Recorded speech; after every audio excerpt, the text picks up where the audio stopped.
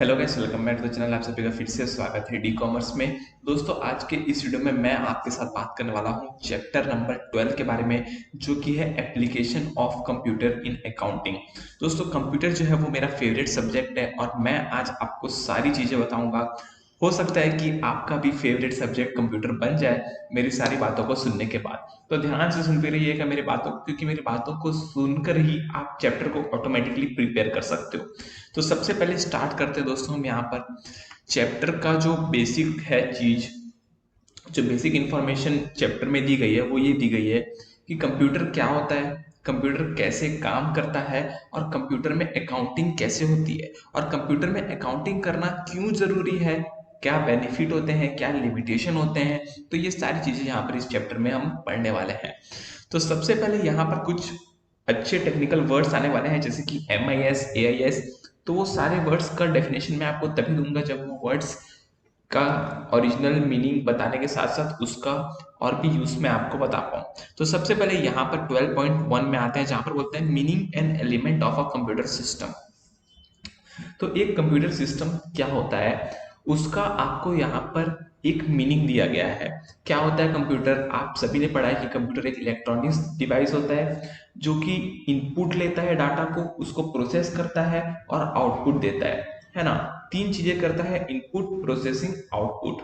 ठीक है। और क्या करता है? डाटा रहता है ना, डाटा, उस डेटा को लेता है, उसको प्रोसेस करता है और उसको इंफॉर्मेशन में कन्वर्ट करता है। देखो दोस्तों, डाटा और इंफॉर्मेशन में फर्क होता है।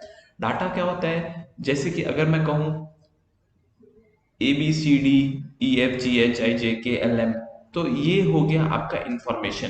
इंफॉर्मेशन यानी कि इससे आपको ये समझ आ रहा है कि ये सारे अल्फाबेट्स हैं। अगर मैं कुछ भी बोलूं ZANO, तो आपको समझ नहीं आएगा कि ये है क्या। तो जब कोई चीज हमको समझ नहीं आती है उसको बोलते हैं डेटा, और जब डेटा को प्रोसेस कर दिया जाता है तो बनता है इंफॉर्मेशन। ठीक है। तो जो कंप्यूटर का बेसिक काम रहता है ना, वो ये रहता है कि एक प्रोग्राम रहता है जिसको बोलते हैं set of instruction. Set of instruction यानी कि एक प्रोग्राम बना दिया जाता है जिससे कंप्यूटर को पता चले कि उस डेटा को इंफॉर्मेशन में कन्वर्ट कैसे करना है। तो सबसे पहला, एक computer is an electronic device जो कि वैरायटी ऑफ ऑपरेशंस करता है। और कैसे करता है? कुछ सेट ऑफ इंस्ट्रक्शन रहते हैं, सेट ऑफ कमांड रहते हैं, उसका वो यूज करता है। तो जो ये सेट ऑफ इंस्ट्रक्शन रहता है इसको बोलते हैं कंप्यूटर प्रोग्राम। अभी दोस्तों, कंप्यूटर सिस्टम के 6 एलिमेंट होते हैं। 6 एलिमेंट में सबसे पहला आता है यहाँ पर हार्डवेयर। दोस्तों, हार्डवेयर क्या होता है? अब दोस्तों, आप सभी ने पढ़ा है कि हार्डवेयर क्या होता है। बेसिकली जो भी कंप्यूटर की चीजें हम छू सकते हैं, जिसको टच कर सकते हैं, उसको हम बोलते हैं हार्डवेयर। हार्डवेयर हमेशा टेंजिबल होता है और हार्डवेयर में इनपुट डिवाइस होते हैं और आउटपुट डिवाइस होते हैं। देखो, अब हार्डवेयर में कुछ मैं एग्जांपल्स दूं आपको, तो माउस, कीबोर्ड और आपका web cam, printer, joystick, microphone, ये सारी चीजें हो गई आपकी हार्डवेयर। दोस्तों, हार्डवेयर में फिजिकल कंपोनेंट्स होते हैं। इसके बाद आता है सॉफ्टवेयर। सॉफ्टवेयर क्या होता है? सॉफ्टवेयर को इनटेंजिबल बोल सकते हो, यानी कि आप सॉफ्टवेयर को टच नहीं कर सकते, क्योंकि सॉफ्टवेयर एक स्क्रीन के पीछे रहता है, तो उसको आप टच नहीं कर सकते, पहली बात। दूसरी बात ये कि सॉफ्टवेयर बहुत टाइप के हो सकते हैं। अप्रोक्सीमेटली 6 टाइप के सॉफ्टवेयर आपके बुक में डिवाइड किए गए हैं, तो उन 6 टाइप को मैं आपको एक्सप्लेन करता हूँ। सबसे पहला होता है ऑपरेटिंग सिस्टम। ऑपरेटिंग सिस्टम क्या होता है? जो भी आपके हार्डवेयर को आपके सॉफ्टवेयर से लिंक करता है, आपके हार्डवेयर को आपके सॉफ्टवेयर से लिंक करता है और एक यूजर को एक हार्डवेयर की मदद से सॉफ्टवेयर तक लिंक करवाता है, उसको बोलते हैं ऑपरेटिंग सिस्टम। फॉर एग्जाम्पल, अगर मैं आपको एक लैपटॉप दे दूं जिसमें कीबोर्ड है, माउस है, स्क्रीन है, और मैं आपको एक सॉफ्टवेयर भी दे दूं, ठीक है, सॉफ्टवेयर भी दे दूं, सॉफ्टवेयर पेन ड्राइव में डाल के दे देता हूं, लेकिन आपके पास ऑपरेटिंग सिस्टम नहीं है।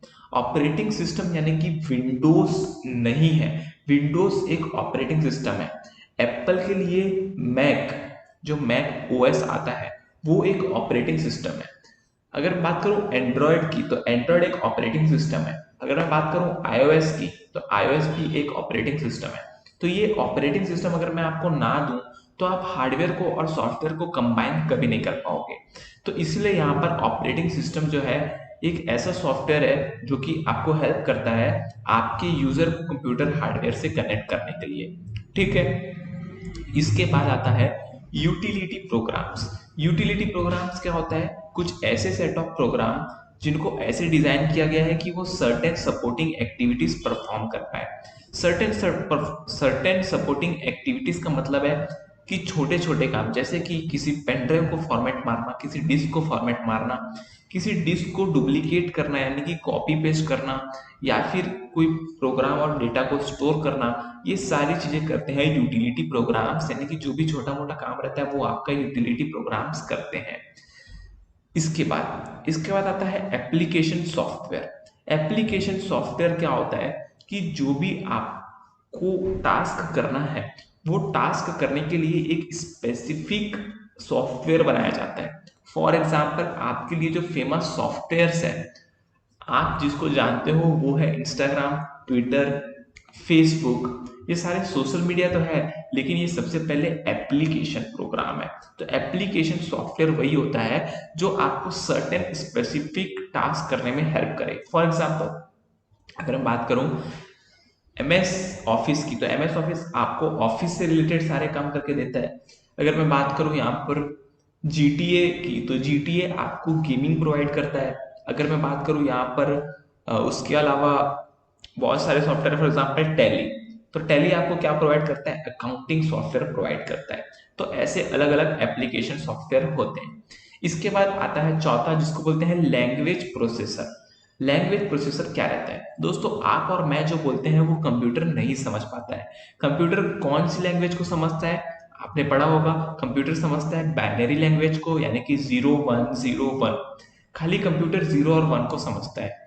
तो यहाँ पर जो भी सोर्स प्रोग्राम रहता है वो हमेशा 0 1 में हम कोड नहीं करते, हम उसको इंग्लिश में कोड करते हैं और फिर उसको कंप्यूटर तक पहुंचाने के लिए उसको कन्वर्ट किया जाता है 0 और 1 में। तो इसको बोलते हैं source program converted into machine language. तो ऐसे जो सॉफ्टवेयर होते हैं उनको बोलते हैं language processor. For example Visual Basic, FoxPro, ऐसे सब सॉफ्टवेयर आते हैं जिससे आप जो है लैंग्वेज को कन्वर्ट कर सकते हो। इसके बाद आता है सिस्टम सॉफ्टवेयर। सिस्टम सॉफ्टवेयर क्या होता है? जो आपके इंटरनल फंक्शंस, जैसे कि डेटा को रीड करना इनपुट डिवाइस से, डेटा को ट्रांसमिट करना आउटपुट डिवाइस तक, और सिस्टम को चेक करना कि सारे कंपोनेंट सही से चल रहे हैं कि नहीं, इन सब को बोलते हैं सिस्टम सॉफ्टवेयर। फिर आपका लास्ट में आता है कनेक्टिविटी सॉफ्टवेयर। कनेक्टिविटी सॉफ्टवेयर का मतलब ये है कि आपके जो भी क्या बोलते हैं, ये आपके जो भी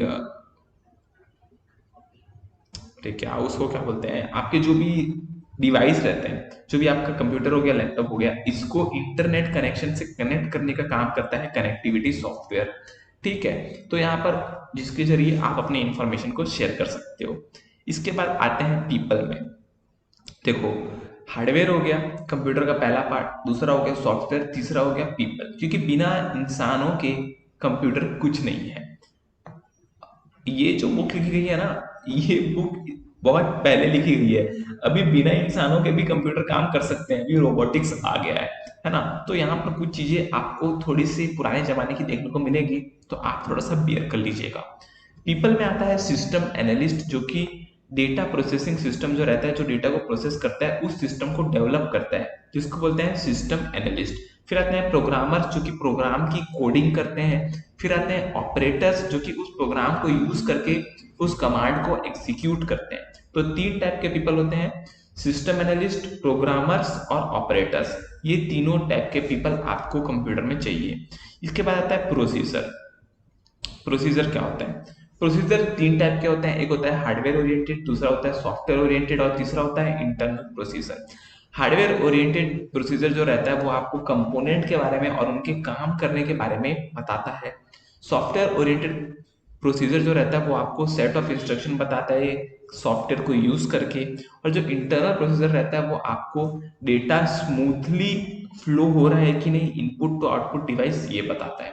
तो 3 टाइप के यहाँ पर होते हैं। फिर आते हैं हम यहाँ पर 5वां पॉइंट, जो कि है डेटा। डेटा सबसे इंपॉर्टेंट है। देखो, अगर मैं डेटा बोलूँ तो डेटा का मतलब क्या होता है, कोई भी नंबर्स, कोई भी वर्ड्स, कोई भी कैरेक्टर्स को हम कहते हैं डेटा।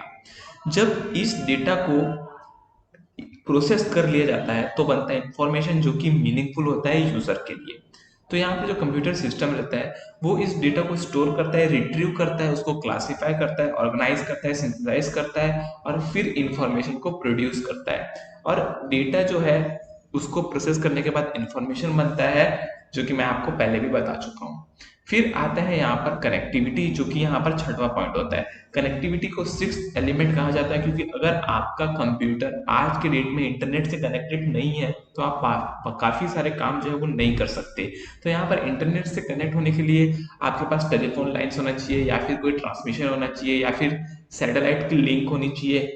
तो ये सारी चीजें आपके लिए कनेक्शन के लिए बहुत ज्यादा इंपॉर्टेंट हो जाती है। इसके बाद आते हैं कैपेबिलिटीज ऑफ कंप्यूटर सिस्टम।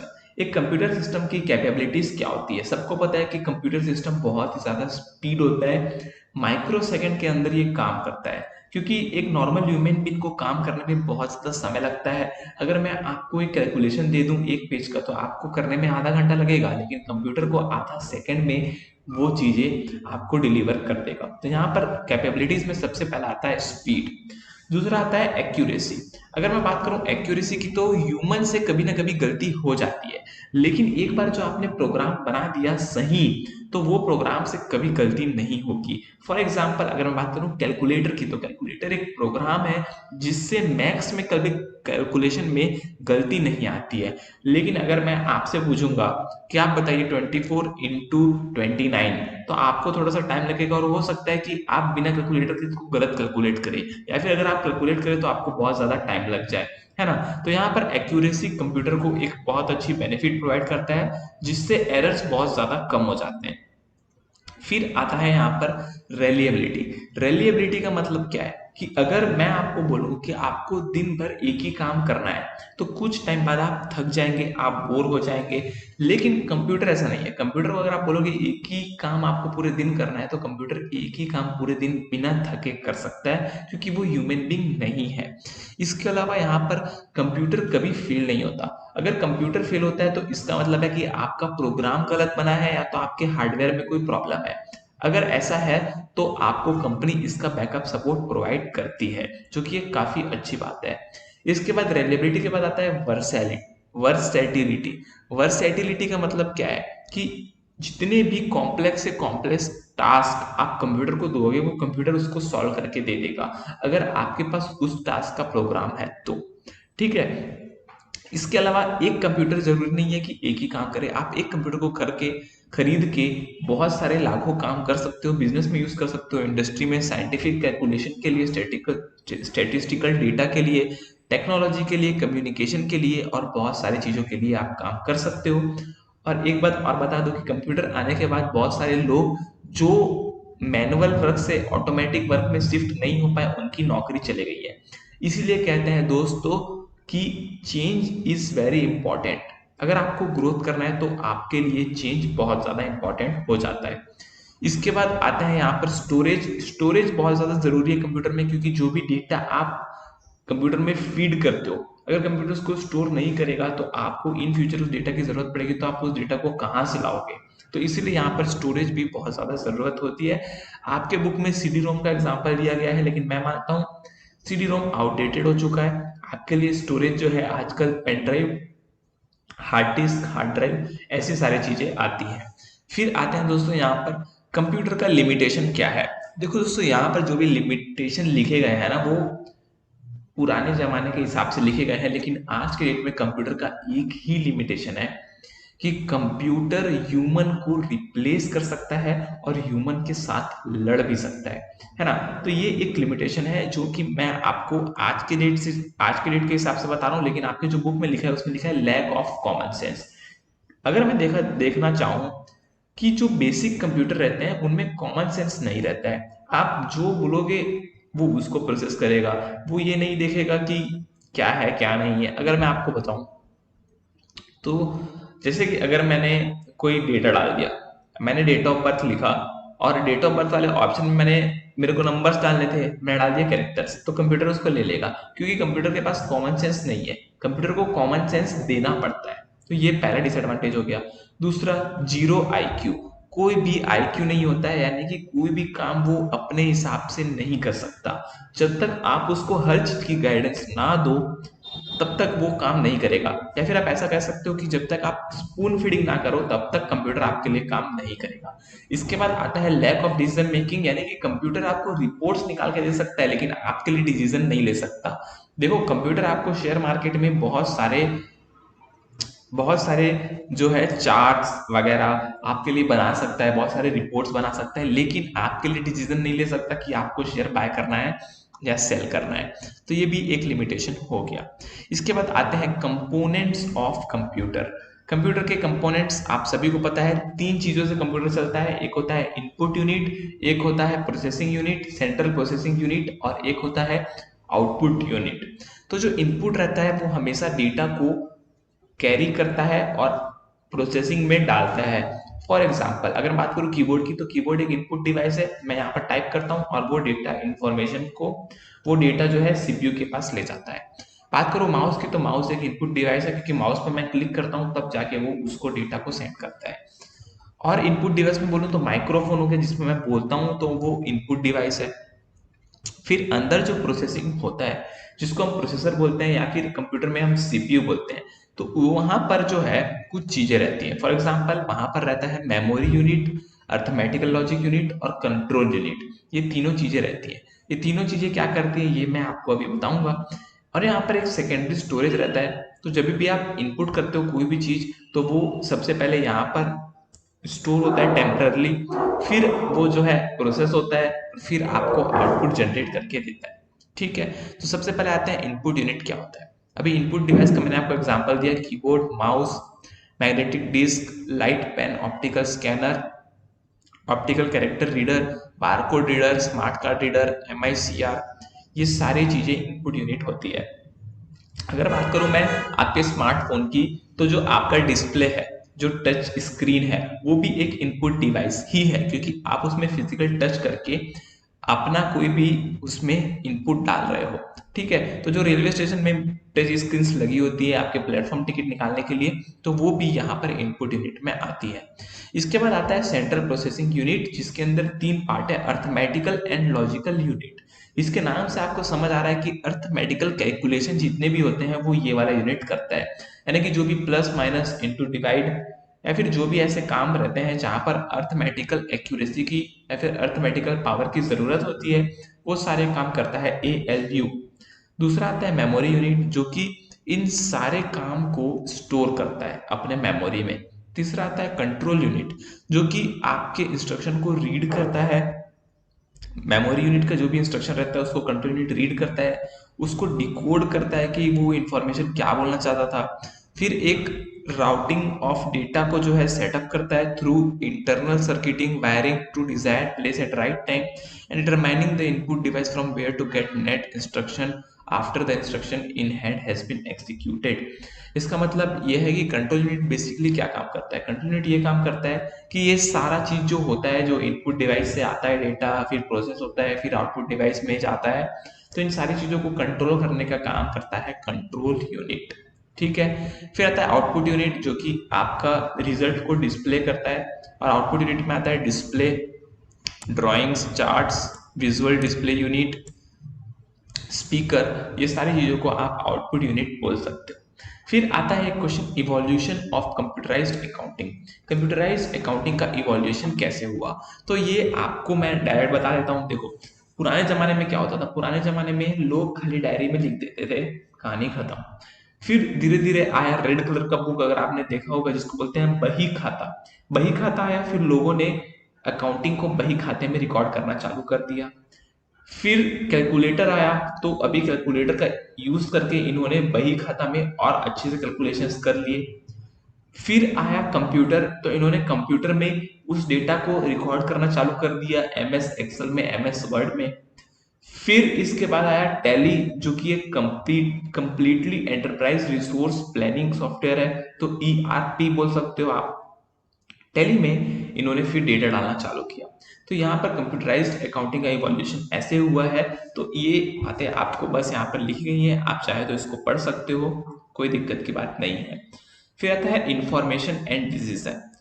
देखो, जैसी जैसी इंफॉर्मेशन बढ़ते जाएगा कंप्यूटर के पास, अभी कंप्यूटर को एक काम और करना पड़ेगा, डिसीजन। डिसीजन कंप्यूटर आपके लिए नहीं लेता है, ये सबसे इम्पॉर्टेंट पार्ट होता है। तो यहाँ पर with the increasing use of information system in an organisation, transaction processing system have started playing a vital role in supporting business operation. जो भी ट्रांजैक्शन प्रोसेसिंग सिस्टम रहते हैं वो अभी बिजनेस ऑपरेशन को सपोर्ट करते हैं, क्योंकि यहाँ पर हर ट्रांजैक्शन प्रोसेसिंग में 3 पार्ट होते हैं, इनपुट, प्रोसेसिंग और आउटपुट। यहाँ पर जो इंफॉर्मेशन टेक्नोलॉजी है वो हमेशा GIGO प्रिंसिपल का यूज करती है, जिसको बोलते हैं garbage in garbage out. It is necessary that input to the IT based information system is accurate, complete and authorised. यानी कि जो भी आप इनपुट दे रहे हो वो हमेशा सही होना चाहिए। अगर आप गलत इनपुट दोगे तो आपको आउटपुट भी गलत मिलेगा।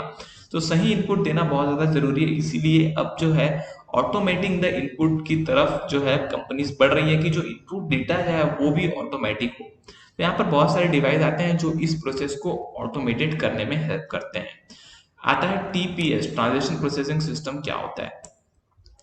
ये सबसे अर्लीस्ट कंप्यूटराइज्ड सिस्टम है जो कि रिकॉर्ड करता है, ट्रांजैक्शन को प्रोसेस करता है, वैलिडेट करता है और स्टोर करता है। ये बहुत सारे फंक्शनल एरियाज में काम करता है। फॉर एग्जांपल, यहाँ पर 2 तरह के ट्रांजैक्शन होते हैं, एक होता है इंटरनल ट्रांजैक्शन, एक होता है एक्सटर्नल ट्रांजैक्शन। इंटरनल ट्रांजैक्शन का मतलब ये है कि अगर आपने रिक्विजिशन नोट सेंड करके अपने स्टोर से अपना माल मंगाया तो ये इंटरनल ट्रांजैक्शन हो गया। लेकिन अगर आपने कोई गुड्स बाहर से खरीदा है तो ये हो गया एक्सटर्नल ट्रांजैक्शन। तो 2 टाइप के ट्रांजैक्शन होते हैं। तो ये 2 टाइप के ट्रांजैक्शन जो है ट्रांजैक्शन प्रोसेसिंग सिस्टम में एंटर्ड होते हैं। अब यहाँ पर एक एग्जांपल दिया गया है कि ATM मशीन कैसे काम करता है। तो ATM मशीन में सबसे पहला जो है डेटा एंट्री।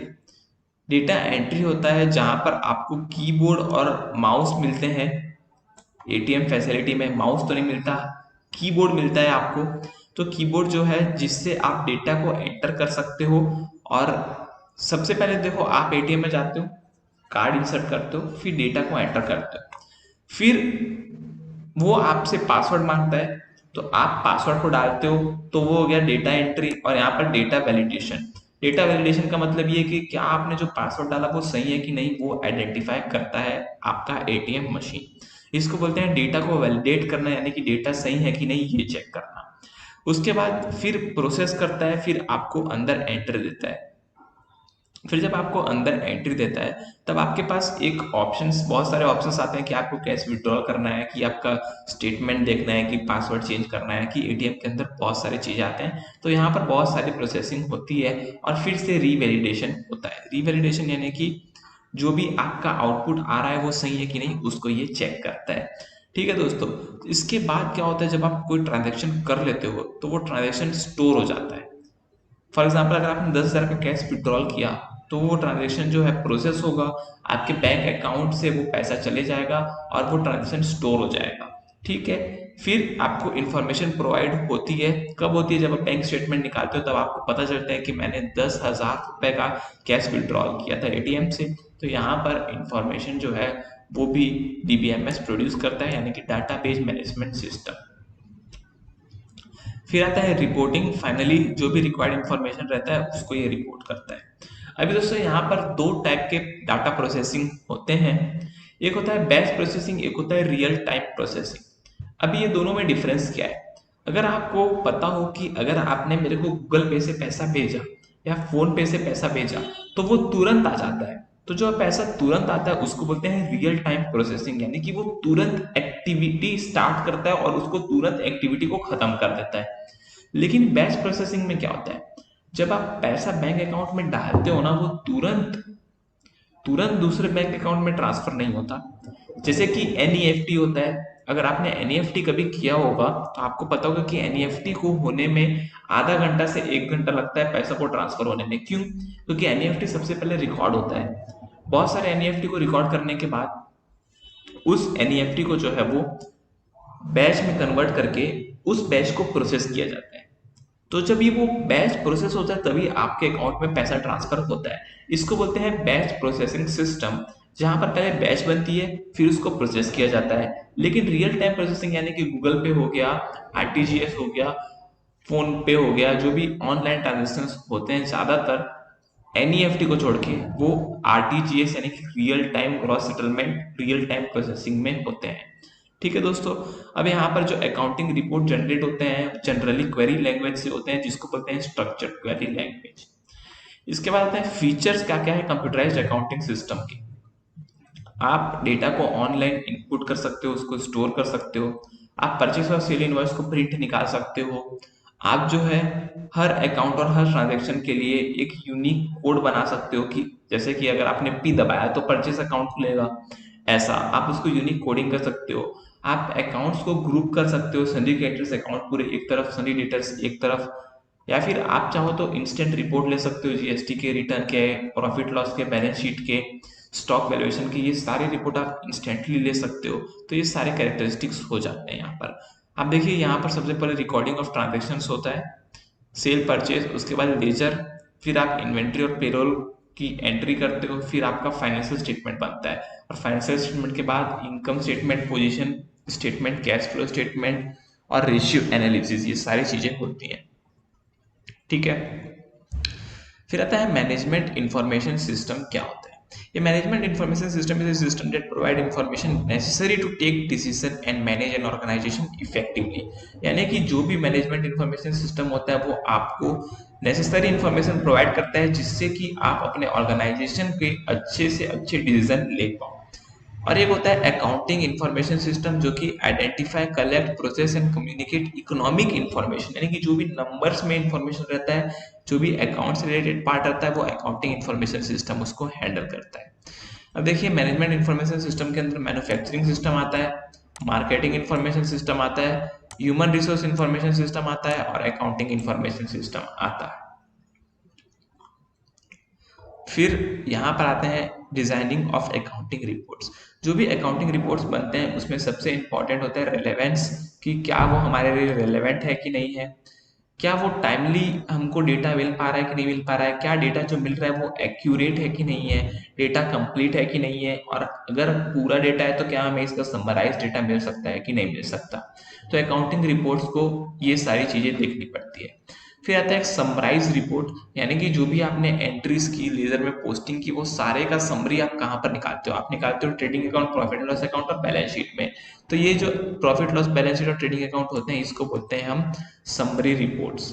फिर आता है डिमांड रिपोर्ट्स, यानी कि अगर मैंने आपको कहा कि मेरे बैड डेट का रिपोर्ट चाहिए तो ये मैं डिमांड कर रहा हूँ आपसे, तो ऐसे रिपोर्ट्स जो कि डिमांड पर होते हैं जनरेट, उसको बोलते हैं डिमांड रिपोर्ट। फिर आता है कस्टमर सप्लायर रिपोर्ट, यानी कि डेटर्स क्रेडिटर्स रिपोर्ट। फिर आता है एक्सेप्शनल रिपोर्ट, यानी कि कुछ ऐसे रिपोर्ट जो कि जनरली जनरेट नहीं होते। फॉर एग्जांपल इन्वेंट्री का रिपोर्ट, क्या इन्वेंट्री में शॉर्ट सप्लाई है या फिर नहीं है, क्या स्टॉक को ओवर वैल्यू कर दिया गया है, कुछ ऐसे रिपोर्ट्स, जीएसटी के रिटर्न के रिपोर्ट्स, ये सारे रिपोर्ट होते हैं एक्सेप्शनल रिपोर्ट। फिर आता है रिस्पॉन्सिबिलिटी रिपोर्ट, यानी कि आपको यहाँ पर कौन सा व्यक्ति कौन से डिपार्टमेंट के लिए रिस्पॉन्सिबल है, वो सारी चीजें बताई जाती है। फिर यहाँ पर बहुत सारे स्टेप्स होते हैं। अगर आपको एक अकाउंटिंग रिपोर्ट को डिजाइन करना है तो डिफाइन सबसे पहले आपको ये पता करना है कि आप किस पर्पस के लिए सॉफ्टवेयर को बना रहे हो। डेफिनेशन ऑफ ऑब्जेक्टिव्स, आपको क्या चाहिए, क्या आपको परचेज रजिस्टर चाहिए, क्या आपको सेल्स रजिस्टर चाहिए, क्या आपको ट्रायल बैलेंस चाहिए, क्या आपको बैलेंस शीट चाहिए। तो ये सारी चीजें सबसे पहले आपको डिफाइन करनी पड़ती है। फिर आपको इसका स्ट्रक्चर ऑफ रिपोर्ट बनाना पड़ता है कि कैसा रहेगा इसका स्ट्रक्चर, लायबिलिटी किस साइड रहेगी, एसेट किस साइड रहेगी, अमाउंट कितना रहेगा, लेजर फोलियो में कैसे एंट्रीज को पोस्ट करेंगे, ये सारा स्ट्रक्चर बनाना पड़ता है। उसके बाद आपको ये सारी चीजों को डेटाबेस में डालना पड़ता है कि अगर एसेट है तो डेबिट होगा, ये सारी इंफॉर्मेशन जो है ये आपको डालनी पड़ेगी। फिर फाइनलाइजिंग द रिपोर्ट, फिर रिपोर्ट ऑटोमेटिकली फाइनलाइज होना चाहिए। तो ये जब भी डिजाइन होता है अकाउंटिंग रिपोर्ट का, तो डेफिनेशन, स्ट्रक्चर, क्वेरी और फाइनलाइजिंग, ये 4 स्टेप्स होते हैं। फिर आता है यहाँ पर data interface between the information system. अब यहाँ पर देखो एक डायग्राम बना हुआ है जहाँ पर मैन्युफैक्चरिंग है, अकाउंटिंग और ह्यूमन रिसोर्स है। सबसे पहले ह्यूमन रिसोर्स वाला ये बताएगा कि परफॉर्मेंस ऑफ वर्कर्स कैसा था मैन्युफैक्चरिंग डिपार्टमेंट को। फिर मैन्युफैक्चरिंग डिपार्टमेंट देखेगा कि क्या वर्कर ने सही से काम किया था कि नहीं किया था। फिर अगर पुअर काम किया हो तो वो रिपोर्ट बनाएगा, report on poor performance and deduction form, और फिर उसको सेंड करेगा अकाउंटिंग डिपार्टमेंट को। फिर अकाउंटिंग डिपार्टमेंट उसको कैलकुलेट करके निकालेगा कि उसका स्टैट्यूटरी ड्यूज कितना आ रहा है, जो आपका प्रोविडेंट फंड वगैरह का ड्यू है वो कितना आ रहा है, और वो बताएगा ह्यूमन रिसोर्स डिपार्टमेंट। साथ ही साथ अकाउंटिंग डिपार्टमेंट को कितना पैसा देना है वर्कर को, ये ह्यूमन रिसोर्स बताता है। तो यहाँ पर देखिए human resource payment of wages to worker accounting को बताएगा, और अकाउंटिंग बताएगा मैन्युफैक्चरिंग को। ठीक है, और जो भी डिडक्शन होगा वो आपको मैन्युफैक्चरिंग डिपार्टमेंट बताएगा एचआर डिपार्टमेंट को। तो ये डिपार्टमेंट वाइज काम बटे होते हैं, किसके लिए कौन सा व्यक्ति रिस्पॉन्सिबल है, ये सारी चीजें बताई जाती हैं। इसके बाद है AIS, या फिर बोल सकते हैं मार्केटिंग इंफॉर्मेशन सिस्टम। यहाँ पे आपकी कुछ एक्टिविटीज होती है AIS में। सबसे पहले इंक्वायरी, फिर कंटेंट क्रिएशन, फिर entry of order, dispatch of order और बिलिंग टू कस्टमर। तो आपको पता ही है कि अकाउंटिंग इंफॉर्मेशन सिस्टम में सबसे पहले इंक्वायरी होता है, फिर आप उसको कांटेक्ट करते हो, फिर आप ऑर्डर लेते हो, फिर आप ऑर्डर को डिलीवर करते हो, और फिर आप बिलिंग करते हो। तो ये सारी चीजें यहाँ पर लिखी गई हैं। फिर आता है AIS एंड मैन्युफैक्चरिंग। मैन्युफैक्चरिंग में क्या होता है, सबसे पहले आप प्लान बनाते हो, फिर मटेरियल रिक्विजिशन फॉर्म बनाते हो, फिर इन्वेंट्री को इशू करते हो, फिर ऑर्डर्स प्रोक्योर करते हो, फिर हैंडलिंग करते हो वेंडर्स के इनवॉइस को, और फिर पेमेंट करते हो वेंडर्स को। तो ये सारी चीजें आती हैं मैन्युफैक्चरिंग के अंदर। दोस्तों यहाँ पर आपका ये पूरा चैप्टर जो है मैंने 31 मिनट्स में कंप्लीट करा दिया है। अगर आपका कोई भी डाउट हो तो कमेंट बॉक्स में लिखिएगा। आज के लिए इतना ही। वीडियो अच्छा लगा हो तो लाइक करिए, शेयर करिए, सब्सक्राइब करिए चैनल को, और ऐसे ही वीडियोस देखने के लिए डेफिनेटली बने रहिए हमारे साथ। आज के लिए इतना ही। जय हिंद, वंदे मातरम।